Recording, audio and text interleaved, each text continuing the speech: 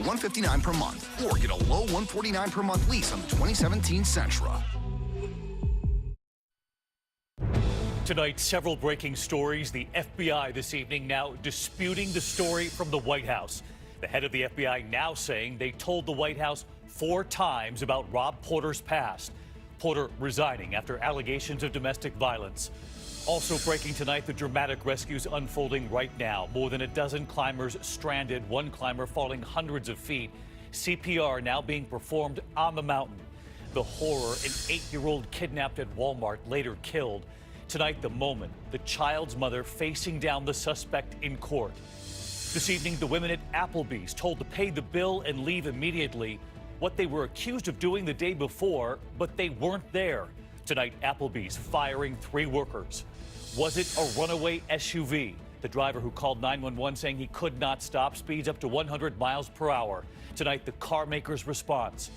Your money tonight, President Trump's cabinet, taxpayers paying for first-class tickets from D.C. to New York, trips to the Vatican and Morocco, even a $25,000 secure phone booth. And Chloe Kim stealing the show, along with her dad. This is ABC World News Tonight with David Muir. Good evening, and it's great to have you with us here on a very busy Tuesday night. And we begin with the domestic abuse firestorm consuming the West Wing again tonight. This evening, the FBI contradicting the timeline given by the White House, saying they informed the White House 4 times about Rob Porter's past. The president asked again tonight, after offering words of support for Porter, does he have any message for the women? 2 ex-wives accusing Porter of abuse, the White House claiming it only fully learned about the allegations last week. But that is not what FBI Director Christopher Wray said today. ABC senior White House correspondent Cecilia Vega leading us off. President Trump's own FBI director today publicly contradicting the White House's shifting story about when they were first informed of the domestic violence allegations against former Staff Secretary Rob Porter. Over and over again, Press Secretary Sarah Sanders and her deputy Raj Shah have said the FBI was still conducting Porter's security background check when his 2 former wives went public with their claims of abuse, one releasing this photo of her black eye. His background investigation was ongoing. So I can tell you that the process for the background was ongoing, and the White House had not received any specific papers regarding the completion of that background check. But today, the FBI says that's not true.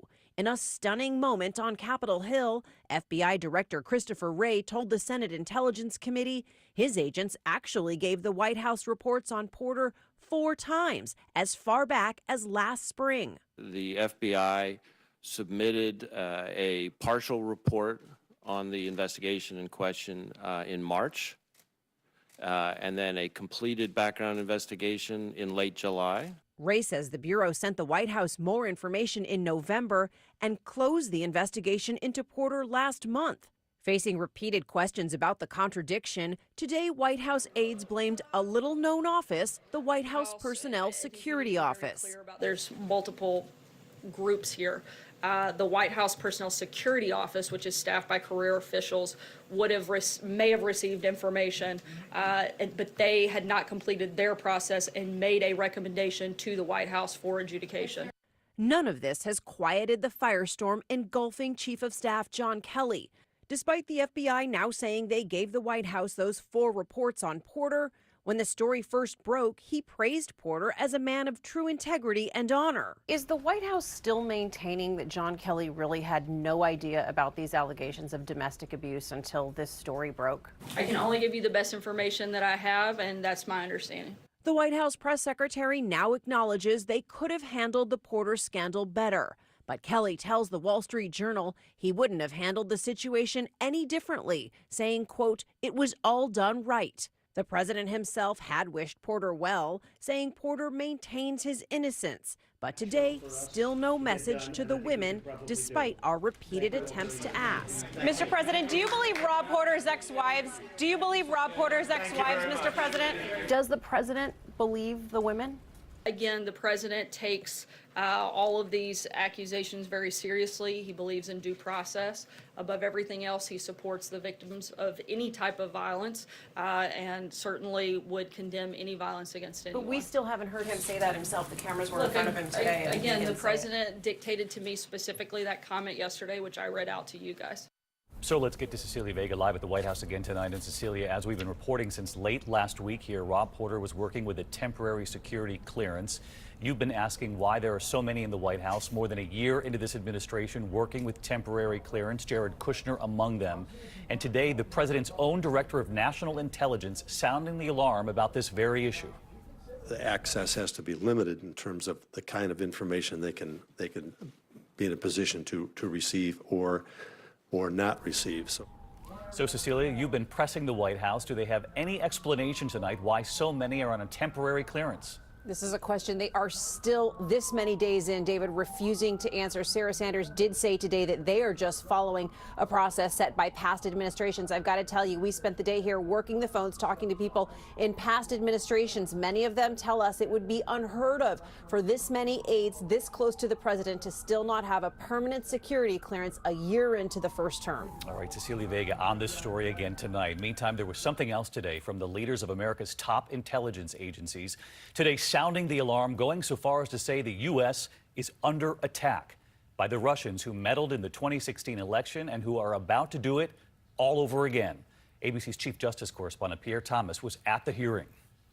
Tonight, this dire message. Frankly, the United States is under attack. President Trump's 6 top intelligence officials warning the Russians are already targeting the upcoming 2018 midterm elections. We need to inform the American public that this is real, that this is going to be happen, and the resilience needed for us to stand up and say we're not going to allow some Russian to tell us how to vote. Have you seen Russian activity in the lead up to the 2018 election cycle? Yes, we have seen Russian activity and intentions to have an impact on the next election cycle here. ABC News has learned that the Russians plan not only to use social media to sow discord through fake news, but are probing state election systems to see if they can be infiltrated. We reported in the September before the 2016 election that 21 states were targeted by Russian hackers.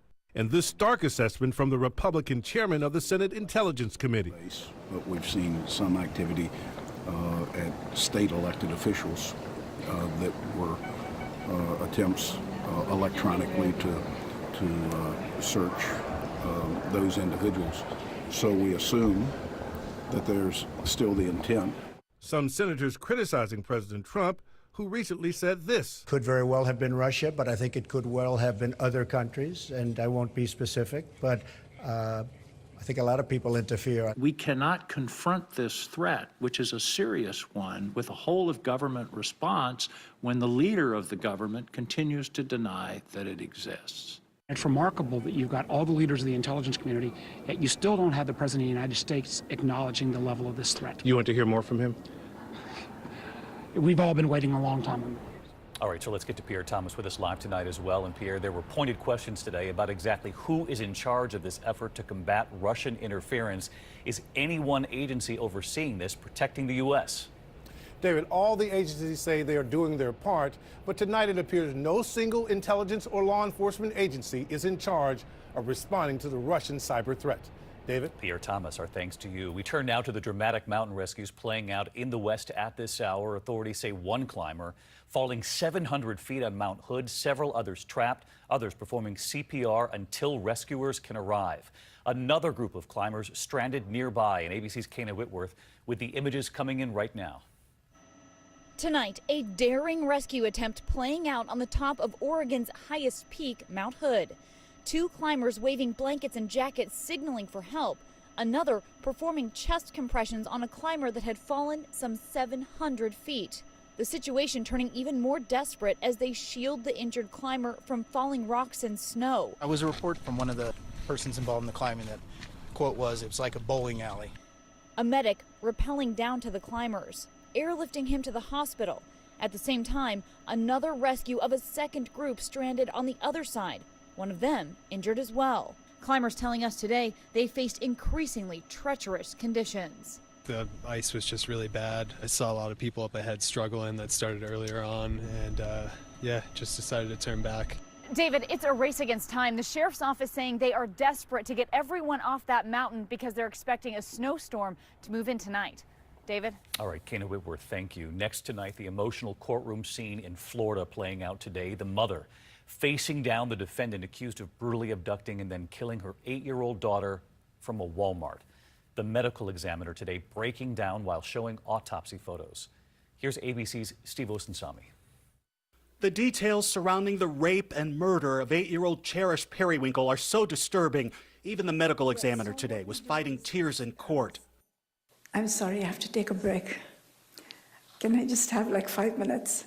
The girl's mother says she was shopping at a Dollar General in 2013 when she and her 3 girls were approached by 61-year-old Donald Smith. Rain Periwinkle says he was promising to help them buy clothes, so she agreed to pile her family into his van and ride with him to a Walmart. He looked into my face and told me I was safe. What she didn't know is that Smith was a registered sex offender. He is seen on this surveillance camera walking out of the Walmart with her 8-year-old daughter. The girl was found dead in a creek the next day. I was yelling, "Call 911, my daughter's been taken." This was that call for help. He wanted her to buy these really tall shoes that were women's shoes, and I told him no. I said they're too high for her. I wouldn't even wear shoes that high. Maybe he was grooming her. I hope to God he doesn't kill her, and I hope to God he doesn't rape her. Smith has pleaded not guilty. If he's convicted, he could be sentenced to death. David? Steve, thank you.